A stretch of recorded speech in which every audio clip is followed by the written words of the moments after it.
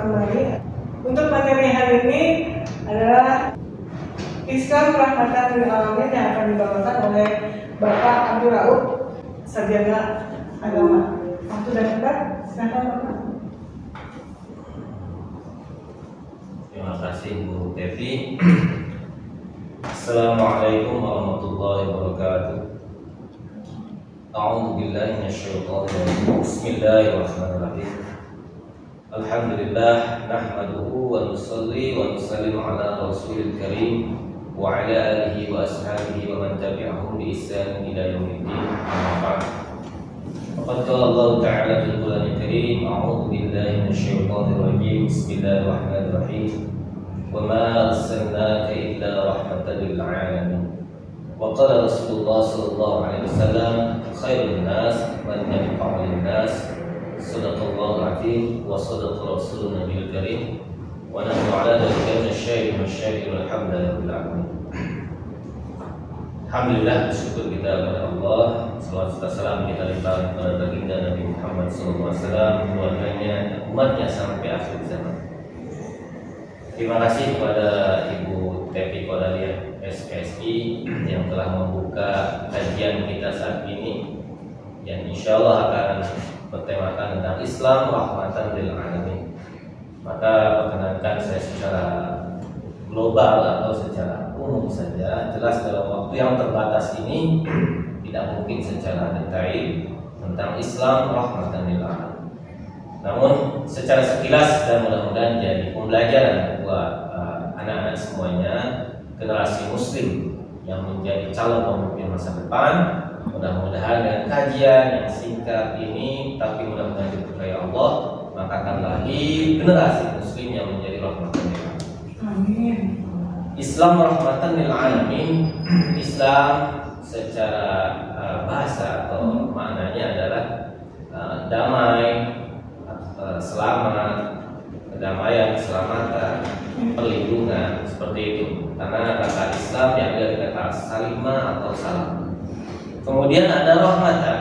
Jadi kita lihat secara maknawi dulu. Rahmatan ini artinya secara umum kasih sayang. Kemudian lil alamin artinya untuk seluruh alam. Maka bila kita gabungkan makna Islam Rahmatan lil alamin, yaitu adalah sebuah agama sebagai perwujudan kasih sayang untuk seluruh alam. Jadi Islam Rahmatan lil alamin adalah sebuah agama sebagai perwujudan kasih sayang untuk seluruh alam. Jadi agamanya Allah turunkan menjadi kasih sayang kepada seluruh alam. Ini secara definitif atau secara maknawi umumnya tentang Islam Rahmatan lil alamin. Maka bagaimana sekarang caranya agar orang-orang yang beragama Islam atau Muslim ini bisa menjadi rahmatan lil alamin? Karena dalam ayat yang tadi diungkapkan surat Al-Anbiya ayat 107, Allah SWT berfirman, itu dikhususkan kepada Rasulullah. Namun itu jadi ayat juga buat kita hari ini. Karena ayat ini diulang-ulang dibaca-baca agar kita pun bisa menafsirkan ayat ini dalam kehidupan. Wa ma arsalnaka illa rahmatan lil alamin. Allah berfirman, tidaklah utus engkau wahai Muhammad kecuali menjadi rahmat bagi seluruh alam. Maka sekarang pertanyaan buat kita, bagaimana kita yang Muslim bisa menjadi rahmat lil alamin sebagaimana baginda Rasulullah sallallahu alaihi wasallam? Maka ini tidak lepas daripada kajian-kajian sebelumnya. Ya alhamdulillah, rekan saya Bapak Dr. Aris Agus Salim sudah memaparkan tentang akidah dan akhlak bagi pemirsa atau putra-putri SMA PGRI 4. Ini adalah penting sekali untuk memahami akidah akhlak ini supaya nanti menjadi rahmatan lil alamin. Kemudian untuk menjadi rahmatan lil alamin juga alhamdulillah sudah dipaparkan tentang dua pedoman utama atau sumber hukum orang Islam, yakni Al-Quran dan Hadis. Ini dipaparkan oleh Dr. Landa Siti Masito. Ini dipaparkan bahwa Al-Quran Hadis menjadi pedoman setiap Muslim, sehingga Muslim ini kalau dia berpedoman dengan Quran dan Hadis akan menjadi rahmat. Itu pula tadi seperti Dr. Aris Agus Salim memaparkan dengan akidah akhlak yang benar, maka Islam kemana saja, Muslim kemana saja bebas. Begitu pula untuk menjadi rahmat seorang Muslim harus memiliki ilmu yang luas, ilmu yang mendalam. Tafaqquhu fiddin atau disebutkan ilmu fikih. Ilmu fikih dipaparkan dari mulai pengertiannya sampai maksud dan tujuannya Quran hadis bagi seorang muslim. Sedangkan fikih atau ilmu tentang keagamaan yang secara mendalam dipaparkan oleh Bu Rifia. Nah, ini adalah modal buat putra-putri kita semua, juga buat kita umumnya umat Islam, bagaimana bisa menjadi rahmatan lil alamin bila tiga aspek tadi kita benar, tidak akhlak yang betul yang lurus, kemudian Al-Quran hadis yang kita pahami dengan betul sesuai pendapat para alim ulama yang musyrik, kemudian juga ilmu fikih yang memang mutawatir ilmunya sampai kepada baginda Rasulullah SAW. Kemudian juga buatkan saya juga menyampaikan bagaimana Islam ini memang menjadi rahmatan lil alamin dimanapun berada. Contohnya di Indonesia, kita bersyukur alhamdulillah kita dilahirkan di Indonesia yang memiliki dasar Pancasila, di mana nilai-nilai Pancasila ini ternyata masya Allah sangat bersinambung dengan Al-Quran hadis. Sama mengajarkan dari mulai ketuhanan yang Maha Esa sampai keadaan sosial bagi seluruh Indonesia, itu adalah menjadikan bagaimana warga negara Indonesia menjadi kasih sayang untuk seluruh orang, bukan mendatangkan kerusakan. Juga bagaimana Ibu Diah juga mengungkapkan ya, bagaimana dalam menghadapi wabah pun ternyata Muslim ini harus menjadi rahmat.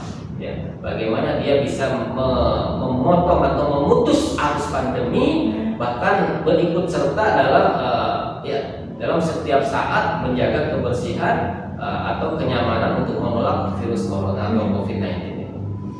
Jadi itu saja bagaimana caranya kita menjadi Islam rahmatan lil alamin. Ya, kita harus mulai memperdalam semuanya. Jadi tidak bisa secara instan untuk menjadi Muslim yang rahmatan lil alamin. Ya, ujungnya baginda Rasulullah SAW bersabda mafhumnya yang artinya khairun nas man yanfa'un nas, sebaik-baik manusia adalah yang bermanfaat buat manusia yang lain. Karena kita introspeksi anak-anak sekalian, bagaimana kita sudahkah menjadi rahmatan lil alamin? Sudahkah kita untuk keluarga, untuk sekolah, untuk lingkungan kita dimanapun saja berada, di dalam negeri, luar negeri, menjadi kasih sayang buat sesama manusia? Maka ini perlu sekali lagi pembelajaran yang kontinuitas. Maka alhamdulillah pemerintah kita menganjurkan adanya KIS ini atau kajian Islam sekolah dengan berbasis daring. Memang sudah standarnya luar biasa bagaimana para pelajar Indonesia ini bisa memiliki akidah akhlak yang betul, kemudian berpedoman yang lurus kepada Quran hadis, kemudian juga memiliki pengetahuan agama yang baik sekali, yang mendalam, di samping juga mengerti tentang kenegaraan dan kondisi saat ini yang harus dihadapi sebagai Muslim. Ini luar biasa. Maka memang insya Allah tujuannya adalah bagaimana kita menjadi orang yang bermanfaat atau menjadi orang yang bisa menebar kasih sayang kepada sesama Muslim. Mungkin itu saja ya sekilas tentang bagaimana Islam rahmatan lil alamin buat kita, umumnya juga buat seluruh manusia, bahwa kita ini memang ditakdirkan oleh Allah untuk menjadi sebaik-baik umat, untuk khairul ummatin. Kita ini sebaik-baik umat yang dikeluarkan ke manusia, diantaranya bagaimana menjadi rahmatan lil alamin. Saja, jadi tidak bisa instan, tetap harus kontinuitas. Jadi harus melalui proses juga ya Pak? Harus melalui proses panjang. Bahkan katanya seorang Muslim apabila di pemuda memang kita ini dengan kondisi seperti ini daring itu terbatas. Namun ada sebuah ibarat yang disampaikan oleh Bapak Kunto Wijoyo kalau nggak salah, bahwa apabila seorang Muslim dia mempelajari Islam dari media cetak, kemudian media audiovisual saja, tanpa berguru dengan guru yang betul, maka dikatakan, maka diibaratkan kata Kunto ini adalah Muslim tanpa masjid, seperti Muslim tanpa masjid. Ini penting sekali, maka harus bukan hanya daring ini, silakan dilanjutkan bagaimana belajar yang betul, mendalami agama Islam sehingga kita jadi wujud daripada tadi kita ini Muslim rahmatan. Dari kebiasaan-kebiasaan dalam agama Islam pun yang mereka beribadah, terus sholat lima waktu, tepat waktu, itu tetap harus dibiasakan sampai mungkin sampai akhir hayat ya Pak ya? Itu tadi karena sudah diajarkan dalam Quran hadis, ada panduannya, semua sudah lengkap. Jadi tidak bisa bagaimana saya bisa menjadi rahmatan lil alamin dengan cara saya, tidak bisa. Tapi harus dengan apa yang sudah dibuat schedule oleh Allah melalui Quran hadis tadi, dengan akidah akhlak yang betul. Nah ini jangan bukan dengan pemikiran kita, tapi ikuti apa yang sudah diterapkan oleh mana contohnya. ketika ditanya bagaimana akhlak Rasulullah, maka Islam menjawab Rasulullah itu adalah seperti Al-Quran yang berjalan. Artinya apa? Semua sisi kehidupan Rasul, semua orang tahu, seluruh dunia tahu. Bahkan Michael Hart itu dalam buku seri 100 tokoh dunia itu menempatkan Nabi Muhammad SAW sebagai nomor 1 yang berpengaruh di dunia. Karena memang nampak ketika Quran dihidupkan dalam kehidupan beliau, kemudian dengan tuntunan Allah SWT, maka baginda Rasulullah bahkan membawa juga para sahabat menjadi rahmatan lil alamin. Kemana-mana menjadikan rahmat lil alamin. Maka kita pun sama, bukan dengan dengan pemikiran sendiri. Bagaimana saya harus menebar kasih sayang dengan cara-cara yang kita buat tidak bisa. Tapi tadi dengan akidah sah, dengan akidah yang betul. Kemudian Quran hadis kita pahami dan jadikan pedoman hidup. Kemudian juga yang lupa tadi kayak seperti ibadah sholat, puasa sekarang ini perlu fikih, perlu pemahaman yang mendalam. Jangan sampai puasa kita diniatkan bagus tapi malah menjadi mandor. Kenapa? Karena tidak berdasar fikih. Maka bukan jadi rahmat, bahkan jadi mandor. Seperti itu. Nah, kita mendengar uraian tadi yang disampaikan oleh Pak Raul. Ini ada satu yang saya jadi pemikiran saya, Pak.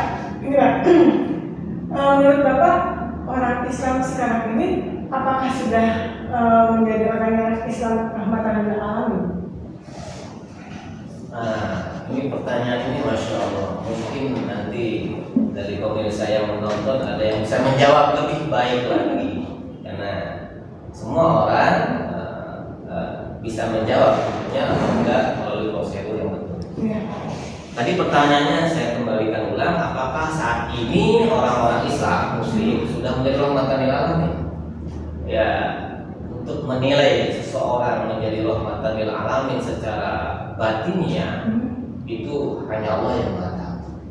Tetapi secara zahir, secara lahiriah jelas bisa nampak juga. Ya.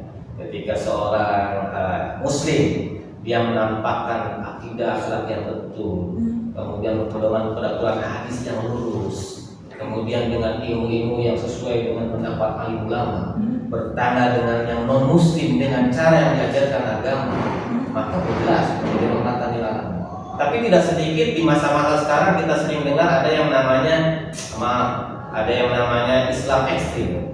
Contohnya ada yang terorisme, kemudian ada yang takfiri. Takfiri itu muslim mengkafirkan muslim yang lain. Nah, kemudian juga ada saling sengketa dan sebagainya. Maka ini johirnya secara lahirnya betul kayak ini rahmatan lil alamin. Maka ini perlu kajian yang sangat mendalam. Maka dalam jawaban yang singkat ini di akhir kajian ini mungkin izinkan juga saya pernah sempat membaca dahulu tentang karyanya Bapak Yusuf Qaradawi. Itu pernah bahwa dikatakan munculnya orang-orang Islam yang bukan menjadi rahmat, bahkan membawa gulu itu gulu itu berlebihan, sikap yang berlebihan, ekstrim, sehingga muncul Islam, ada bahasa Islam terorisme, Islam radikal dan sebagainya yang menjadi momok menakutkan buat orang-orang seluruh dunia. Ini menurut Yusuf Qaradawi karena terjadi beberapa faktor. Yang pertama, jelas faktor yang pertama adalah lemahnya pandangan orang-orang tersebut terhadap hakikat agama. Ini awalnya lemahnya pandangan terhadap hakikat agama. Makanya pelajar-pelajar ini tidak bisa belajar agama secara instan. Nanti pemahamannya akan dangkal. Ketika seseorang pemahamannya dangkal, kemudian tidak secara menyeluruh, maka dia akan menerima agama tidak akan lengkap kafah. Maka ini tidak akan jadi rahmat. Jadi hanya parsial dia memahami agama.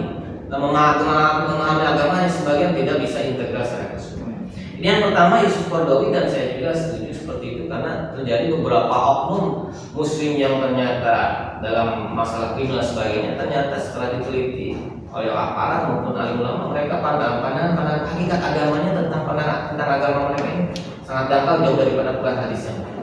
Kemudian yang kedua adanya kecenderungan memahami nas-nas secara johir saja.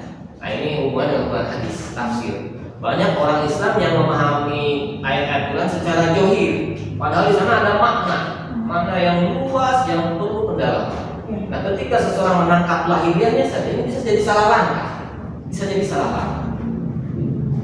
maka ini perlu juga ilmu berarti, artinya minimnya ilmu sehingga mereka lupa dengan hal-hal yang pokok dalam Islam itu. Jadi mereka terjerumus ke dalam pandangan-pandangan yang singkat, yang tidak mendalam sesuai anjuran baginda Rasulullah SAW. Kemudian faktor yang lainnya adanya faktor berlebihan dalam mengharamkan.